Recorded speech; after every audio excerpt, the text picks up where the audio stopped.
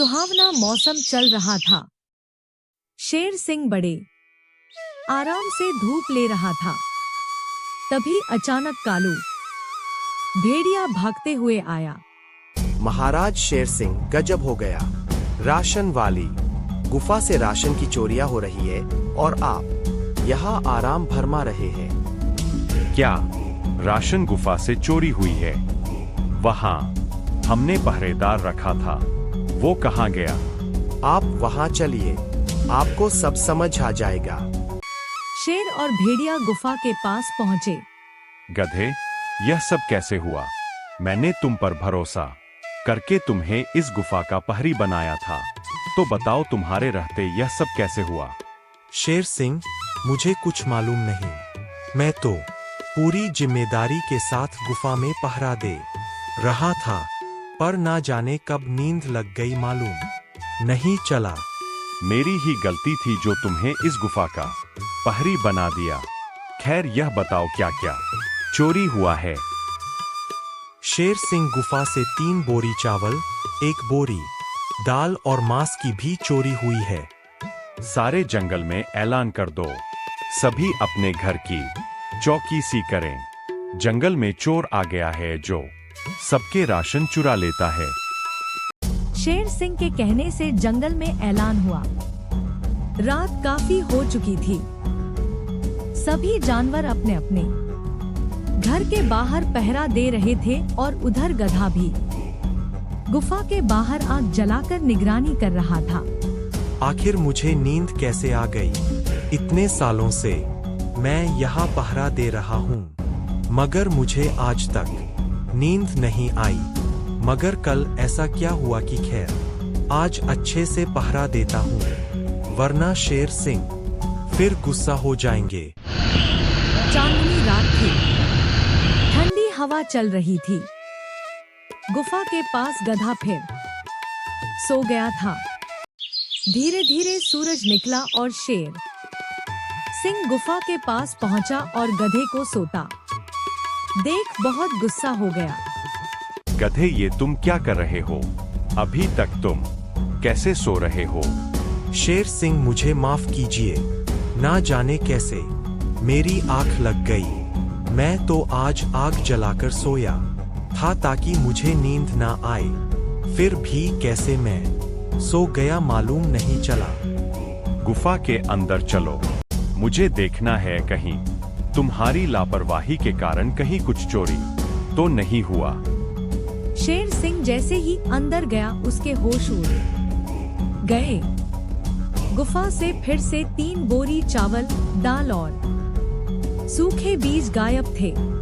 आलसी गधे, यह देखो तुम्हारी वजह से फिर से गुफा में चोरी हुई है, फिर राशन गायब हो गया है। अब इन सब की जिम्मेदारी कौन लेगा? शेर सिंह, मैं सच कह रहा हूँ, मुझे अचानक नींद आ गई थी। मेरा सोने का विचार नहीं था, मैं तो आराम से पहरा दे रहा था। मुझे तुम्हारा बहाना बनाना पसंद नहीं आ रहा है। तुम्हारी फिर वही लापरवाही ने चोर को निमंत्रण दिया है, इसलिए मैं अब से तुम्हें इस पद से बर्खास्त करता हूँ। तुम्हारे बदले इस गुफा की जिम्मेदारी कालू और उसके भाई करेंगे। गधा भारी मन से वहां से चला गया। उसे अपने ऊपर बहुत शर्म आ रही थी कि उसने कितनी बड़ी गलती कर दी। अगले दिन यह बात आग की तरह फैल गई कि राशन गुफा में फिर चोरी हुई है। बरसात का मौसम आने वाला है, राशन की कमी होने लगती है। ऐसे में अगर यह चोर जंगल में चोरी करता रहा तो बहुत दिक्कत हो जाएगी। बिल्कुल, मैंने और तुम्हारी भाभी ने बहुत से भोजन को बचा कर रखा है। जब से उसने चोर के बारे में सुना है, वो तो अपने रसोई से हटती भी नहीं है। धीरे बोलो, कहीं वो चोर सुन ना ले, वरना दूसरी चोरी तुम्हारे ही घर होगी। अरे शुभ शुभ बोलो हाथी भाई, अगर चोरी हुई तो तुम्हारी भाभी कुत्ते की तरह मेरी गुलाई करेगी। शेर सिंह ने कहा है कि सब अपनी अपनी घर की निगरानी करें। चोर को मौका नहीं मिलना चाहिए, इसलिए अब हमें चलना चाहिए। अगर गधा चपरासी बनेगा तो ऐसा ही होगा। ना जाने उसने एक बार चापलूस बकरी का पर्दाफाश क्या किया।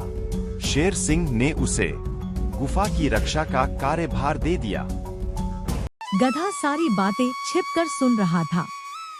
उसे बहुत दुख हुआ कि सारे जानवर उसके बारे में कितने गलत सोच रहे हैं। शेर सिंह और उसके कुछ साथी जंगल में पहरा दे रहे थे, मगर कोई सबूत हाथ नहीं लगा था। उधर भेड़िए भाई भी पूरी ईमानदारी के साथ पहरा दे रहे थे। जंगल घूम के आने के बाद शेर सिंह आराम कर रहा था। तभी हाथी भागते हुए शेर के पास पहुंचा। क्या हुआ हाथी, इतने तेजी से आ रहे हो सब ठीक है ना?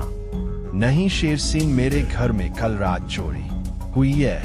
मेरे पास जमा किए हुए गेहूं थे जिस पे चोर ने हाथ साफ कर दिया है। आप कुछ करते क्यों नहीं? मैं पूरी कोशिश कर रहा हूँ, मगर उस चोर का पता लगाना बहुत मुश्किल है।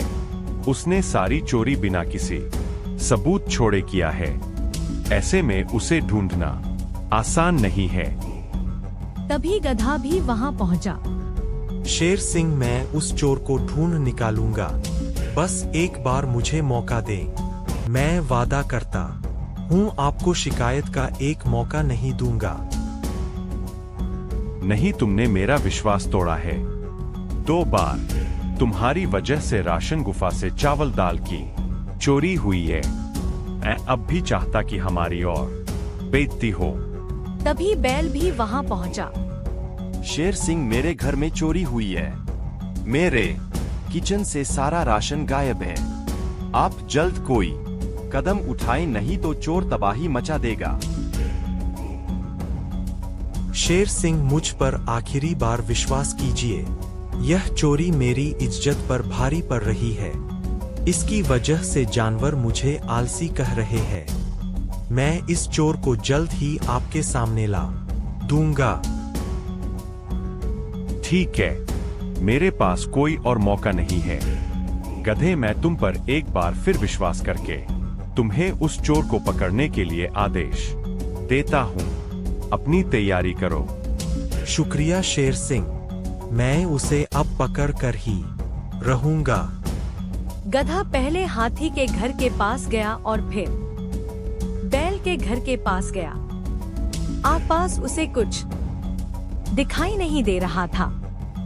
फिर उसने आसपास की झाड़ियों में देखा।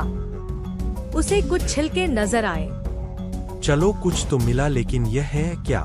किसी ऐसे जानवर से पूछना पड़ेगा जो इन सब के बारे में जानता हो। गधा भालू के पास गया और सारी बात बताई। भालू ने जब बीज को देखा तो भालू ने उसके बारे में बताया। बीज की बात सुनकर गधा, अच्छा, इन सब के पीछे यह बीज है। अब आप देखिए मैं क्या करता हूँ। गधा तुरंत शेर सिंह के पास पहुंचा और उससे बोला, शेर सिंह, अब मैं उस चोर को पकड़ लूंगा। आप बस भेड़िए भाई को उस गुफा से निकालकर जंगल के बाकी जानवरों के घरों की रखवाली का जिम्मा दे दीजिए। क्या तुम पागल हो गए हो? 2 बार तुम्हें मैंने जिम्मेदारी दी थी, मगर क्या हुआ? तुमने दोनों बार चोरी करवा दी। शेर सिंह, बस आखिरी मौका दीजिए। अगर मैं इस चोर को ना पकड़ पाया तो मुझे ही चोर साबित कर दीजिएगा। इससे जानवरों को थोड़ी राहत मिल जाएगी। नहीं, मैं ऐसा नहीं कर सकता। मुझसे चोर ना पकड़ा गया हो, मगर इसके लिए मैं किसी बेगुनाह को चोर साबित नहीं कर सकता। लेकिन तुम्हारी बहादुरी देख के मैं खुश हुआ। मैं आज ही उन भेड़िए भाइयों को गुफा से हटाकर जंगल में देखरेख के लिए भेज दूंगा और उसकी जगह तुम चले जाना। शुक्रिया शेर सिंह, मैं वादा करता हूँ कल सुबह चोर आपके सामने होगा। शेर के कहने से भेड़िए भाई गुफा छोड़ के जंगल में पहरा देने लगे और गधा अब गुफा की रक्षा के लिए बैठा था। रात हुई, सभी तरफ सन्नाटा था। गधा आग जलाकर मस्त आराम कर रहा था। आराम करते करते वो फिर सो गया। सुबह हुई और शेर सिंह वहां पहुंचा। गधे को सोता देख गुस्से में बोला, गधे, फिर तुम सो रहे हो? तुमने बोला था आज गुफा की रक्षा करोगे। यह कैसी रक्षा है? मुझे पक्का मालूम है, यकीनन गुफा में चोरी हुई होगी। जी महाराज, गुफा में चोरी हुई है और चोर ने बड़ी चतुराई से उसे अंजाम दिया है। मुझे यहाँ खड़ा करके तुम उस चोर के गुण गा रहे हो। अब बताओ कौन चोर है, वरना अच्छा नहीं होगा। पहले हम भेड़िए भाइयों के पास पहुंचेंगे। मेरे साथ चलिए। भेड़िए भाइयों, मुझे चोर को पकड़ने के लिए आप लोगों की मदद चाहिए। क्या आप मेरी मदद करेंगे? जी बिल्कुल, बताएं हमें क्या करना होगा। आप लोग ऐसी दुर्गंध या खुशबू को ढूंढिए जो सड़ा हुआ महसूस हो, और यह दुर्गंध किसी घर से आनी चाहिए और हमें बताइए। गधे के कहे अनुसार भेड़िए भाई काम में लग गए। तीनों अलग अलग जगह छानबीन करने लगे। तभी एक भेड़िए को बड़ी अजीब सी दुर्गंध आनी चालू हो गई। वो उसका पीछा करते करते एक घर के पास पहुंचा। अब गधा और शेर सिंह को यहाँ लाना चाहिए। अब वही कुछ कर सकता है। भेड़िया भागते हुए शेर सिंह और गधे के पास पहुंचा और उन्हें उस घर के पास लाया। वहां भेड़िए के भाई भी उसी सुगंध की सूंघते हुए वहां पहुंच गए थे। अरे, यह तो एक बिल्लू गोरिल्ला का घर है। अभी उसको आवाज देता हूँ। बिल्लू गोरिल्ला, ओ बिल्लू गोरिल्ला, बाहर निकल। आवाज सुनकर गोरिल्ला बाहर आया। बोलिए महाराज, क्या हो गया? आप सभी यहाँ क्या कर रहे हैं? हम कुछ अजीब से दुर्गंध का पीछा कर रहे और यह दुर्गंध तुम्हारे घर से ही आ रही है। ज्यादा सवाल जवाब मत कीजिए महाराज। बिल्लू ही असली चोर है। भेड़िए भाइयों, जाओ इसके घर से सारा चोरी का सामान निकाल दो। नहीं नहीं, मैंने चोरी नहीं की। मैंने चोरी नहीं की। आप लोगों को कुछ गलतफहमी हुई होगी। मैं ऐसा नहीं हूँ। भेड़िए कुछ नहीं सुनते और सीधा बिल्लू के घर छापा मार देते हैं और उन्हें सारा चोरी का सामान मिल जाता है, जिसे वह बाहर शेर सिंह के पास लाते हैं। बिल्लू, यह सब क्या है? तुम्हें बोला था कि तुम चोर नहीं हो, तो यह सब क्या है? मुझे माफ कर दीजिए शेर सिंह। मैंने यह जानबूझकर नहीं किया। मेरी बहुत बड़ी मजबूरी थी। ऐसी क्या मजबूरी थी कि इतने हट्टे कट्टे होने के बावजूद चोरी की? मेरा परिवार बहुत बड़ा है। उनके लिए भोजन जुटाना बहुत मुश्किल होता है। हर बार मैं पहले ही तैयारी कर लेता था, मगर इस बार मेरी तबीयत ठीक नहीं थी, जिसकी वजह से बहुत देर हो गई और जंगल में जल्द बारिश आने वाला है। ऐसे में मैं अगर कोई जल्द व्यवस्था नहीं ढूंढता तो मेरे बच्चे बीवी भूख से मर जाते।